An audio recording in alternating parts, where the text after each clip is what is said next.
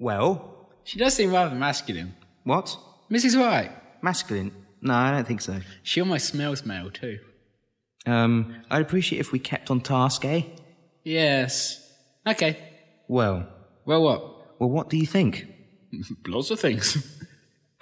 About the proceedings so far. What about them? Everyone is acting really weird. Ever wondered why? Mr. Boddy? Right. What about him? All he has is a new idea. Yes, and all the guests are rather unnerved about his new idea. Why? Because they are directly involved. All of them? A majority, yes. Ah, there you are, Doctor. You will be quite happy to know that my solicitors have ensured the proceedings of my plan will not stray. That's good to hear. But what about... Plum? I sincerely doubt he can genuinely prove that it was his idea. He does seem rather upset.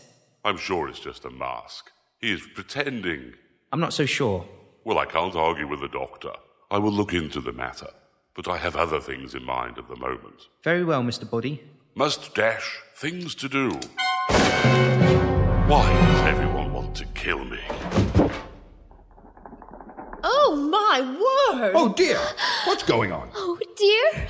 Mr. Boddy has been shot. He has indeed. What happened to him? Which bit of been shot don't you get? Gun, bang, dead. He's been shot. Mr. Boddy has been shot. I don't know by whom and I don't know why, but I have every intention of finding out. What an awful mess. To think I only recently dry cleaned those carpets. No times for jokes, Hole. There is a murder afoot and we must find the culprit. Indeed we should. Then I suggest you all retire to the dining room and wait. Wait for what? For my investigation to start. Investigation? A murder has taken place and I believe all of you are suspects. Us? Suspects? I think not. I think so, Mrs. Peacock. Now will you go to the dining room, please? Yes, I think that's a good idea. All this activity has making me rather faint. Steady, my dear. Take my arm. Thank you, Colonel. Very well, Doctor. Once in the dining room, I'd like you all to stay there until I call for you. Very well. Come on, ladies. Professor? What? Yes, just coming. Right, that's the start of the game. Doc, what are you on about? It's a game, Mike. What? Someone's just been shot. How can this be a game? This is Arlington Hall, correct? I suppose. That's what the road sign said and Jeeves introduced this place as, so yeah. His name's Hull, and I mentioned a game, yes? Yeah. We'll put two and two together. A place of murder, blackmail and treachery. That's the gist of it, yes. This is a game of Cluedo, Mike. What? Also known as Clue in America. Where? Have you never played the game? No. But it's the most famous whodunit game in the universe. How can you not have played it? I don't know, but how can you be so sure? Well, every one of the players is taken from the game exactly, right down to the physical description. Colonel Mustard is the old ponce with a moustache. Miss Scarlett is a little tart with a miniskirt. Mrs. Peacock is the widow with a feather headpiece. Professor Plum is that fat little man with an addiction for chocolate. Mrs. White is a housekeeper with a bad temper. And Mr. Green is the guy with the nice suits. And Mr. Boddy is the chap who always dies. And Jeeves, didn't the butler always do it in the end? The butler. The butler is a good guy like us. He'll occasionally help us in this game. How do you know he'll help us? Well, just a minute ago, he slipped me this clue. Whoa. How did that handkerchief appear in your hand like that?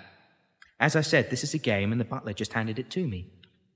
But why the handkerchief? It's our first clue. How is it a clue? It's a white handkerchief. Look closer. It's got a mark or something on it. Precisely, that mark there is grease. Oh, from a workshop, perhaps. Perhaps. This clue will probably lead us to the murder weapon. But we know what the murder weapon is. It shot Mr. Boddy. Mike, you don't understand. For the game to proceed, we need to find what weapon was used. But we know it's lying just over there, next to the grandfather's clock, which happens to have a jar door. Why are you describing things like that? The jar door might be another clue, just like this room, which is white on one side, yet a clear shade of green on the other. Mike, shh. You'll give yourself a headache. We can't just examine Mr. Boddy's body and say that the murder weapon was the gun. Because whoever's controlling this world wants us to go one step at a time.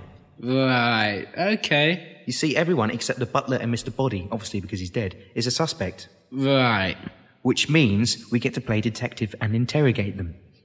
When do we get to do this? Very soon, Mike, very soon. But I think now we should wait until we have investigated this clue. What clue? This one, you stupid boy. Oh, the grease. Yes, and where does grease usually come from? I don't know. A workshop, you twit. Where are we going to find a workshop in this place? It's huge. I'm sure someone would know. How about Jeeves? Oh, yes, Hull. Hull, where's he gone? Disappeared. Ah, well, Mrs. White might know. Yeah, Where might she be? probably in the kitchen still. Probably. Why didn't she turn up when Boddy was killed? Maybe she's a tad deaf. Maybe. To the kitchens then? No, I suppose. She didn't seem so pleased to help. Well, you didn't have to shake her about like that. Only wanted answers. Whatever happened to a passive approach? No, wastes time that way. Where did she say the workshop was? This way, I think. Though I'm quite surprised this place has a workshop after all. Why is that? In the game, there isn't a workshop. So, Somebody's been mixing his or her games about. right. Wait a minute, Doc. Yes? If we left all the suspects somewhere where we're not, then the murderer's likely to leg it, aren't they? Not entirely. I'm sure whoever the murderer is, they will stay throughout the game. They usually do. Exactly, sir. Hole, you made us jump. Sorry, sir. No matter. We're trying to find the workshop hole. You wouldn't happen to know where it is, would you? Workshop, sir? Yes, we just asked Mrs. White. She led us in this general direction, but we don't seem to have found it yet. I don't believe I'm aware of any workshop, sir. Really? I had the faint impression this place would have one. No, not one that I've seen, sir. Well, if you do happen to find one, give me a call. Of course, sir. Thank you. See? What? Do you see? Yeah. And? And what? And do you see what I mean? What do you mean? You'll never understand. Understand what? Oh, never mind. Come on. Ah. What? Here we are. Where are we? Here. Where's here? Here. Where?